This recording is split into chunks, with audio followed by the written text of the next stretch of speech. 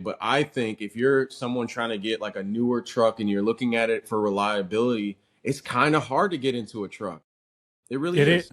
it is the biggest thing I can tell you is drivers go and buy trucks within that 30 to $60,000 mark, and instead of looking at multiple units and doing the homework and going through the motion of a pre-purchase inspection and making sure that they take it slow, they just pull the trigger and hop in the truck because they want to be an owner operator very quick, and then they find themselves in a position where the truck needs a lot of work. They missed a lot of things that should have been addressed, and it's just creating a headache. And it's almost like you're chained to a concrete block going down the pool.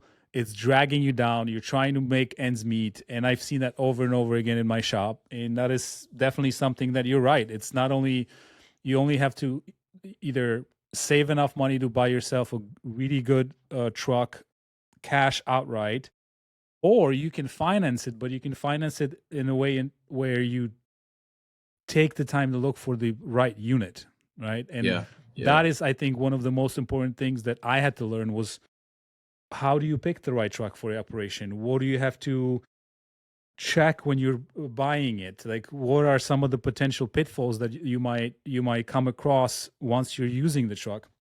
So Hmm. all that, the reason, and I'm glad you said that, is in my opinion, is what I do with Truck U, and what I do outside of Truck U is I want owners to have the resources to be able to do that. 200 and 300 something videos on Truck U is all about that, right? It's all about how to make sure you spot the right truck, do the pre-trip inspection. I talk about all that stuff because I feel like the more you know, the better decision you're going to make, and it's going to help you succeed as an owner up.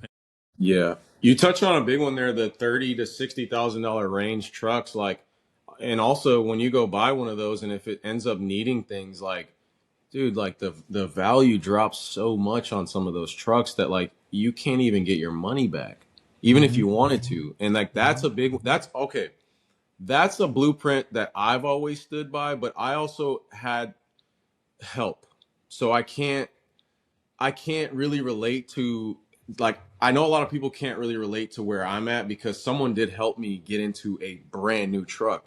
But I always had that mindset of like, can I get my money back out of what I just purchased? So like that's a big one for me, but it's just really tough. Like I said, that like that 30 to $60,000 mark, and then if it needed something, if it needed a clutch, if it needed this, like then you start little by little, that the amount that you put into that truck is getting bigger and bigger and bigger, and like you said, it just pulls you down.